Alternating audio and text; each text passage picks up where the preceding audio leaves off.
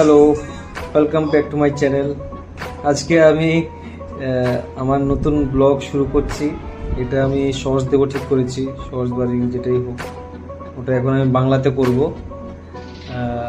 হিন্দিতে আমি আমার ব্লগিং স্টার্ট করব, যেটা বড় ব্লগ থাকবে যখন রাইড করব তখনই। আর মিডিলে আমি এমন আমার ডে টু ডে লাইফের অ্যাক্টিভিটিগুলো দেব। এখন আমরা বেরোচ্ছি, কলকাতা যাব, আমি আর আমার ওয়াইফ। ও লজ্জা পাচ্ছে কথা বলতে।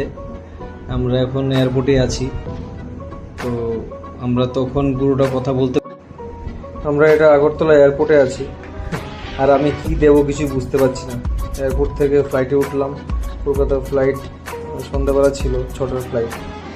ফ্লাইটে উঠে দেখলাম এদিক ওদিক, আমাদের পাশে ছিল এক আঙ্কেল, বাংলাদেশের এক আঙ্কেল, কলকাতায় এসছে ঘুরতে, খুব ঠাকুর ভক্ত। ওনার সাথেই, ওনার পাশেই বসেছিলাম, উনি ওনার অনেক গল্প বললেন, শুনলাম। আর এই যে ফ্লাইট থেকে নামবো আমরা, আমাদের ফ্লাইটটা ঠিক টাইমে ছিল। নামলাম, নেমে একটু পরে আমরা ক্যাব নিলাম, ক্যাব নিয়ে বাড়ি যাব ভেবে বাড়ির জন্য রওনা হলাম। তখনই ও বলছিল যে কোথাও খাওয়া যায় কিনা। আমরা ভাবলাম আমরা তো বাড়িতে গিয়ে এরপর তো রান্নার করবো না, তো ওখান থেকে আমরা অন্য কোথাও খেতে চলে যাবো। তো এরপর ভাবলাম আমরা ঠিক আছে রেস্টুরেন্টে খেয়ে নিই। তো এরপর আমরা রেস্টুরেন্টের জন্য গেলাম। আমরা রেখে টেখে একদম বেরোবো ফ্রেশ হয়ে। এই তো আমরা চলে গেলাম এরপর রেস্টুরেন্টে। ওখানে এটা আমরা গেলাম সিমলা রেস্টুরেন্টে, রাজারহাটে। ওখানে গিয়ে আমরা অর্ডার দিলাম বিরিয়ানি মাংস। অনেকক্ষণ ধরে বসেছিলাম, খাবার কখন আসবে, বসে বসে কী করবো, এদিক এদিক ধরে ক্যামেরাটা রাখলাম, রেখে রাখলাম।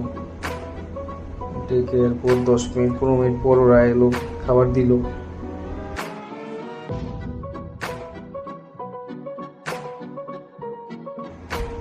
আমাদের পেছনে একটা ফ্যামিলি ছিল, ওরা 6 জন ছিল। ওরা একটা বিরিয়ানি নিয়েছে, নিয়ে খেলো 6 জনই, কিছু বুঝতে পারলাম না। ওটা নিয়ে আমরা হাসাহাসি করছিলাম, আর তাতে আমাদের খাবার চলে এসছে। আমরা এরপর আমাদেরকে সার্ভ করলো, সার্ভ করে আমরা খেলাম।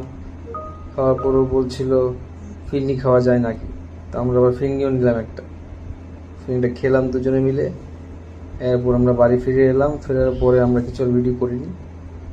তো আজকের জন্য এইটুকুই, চলো টাটা। বলবে কেমন হলো, যদি ভালো লাগে লাইক করবে অবশ্যই। Thank you.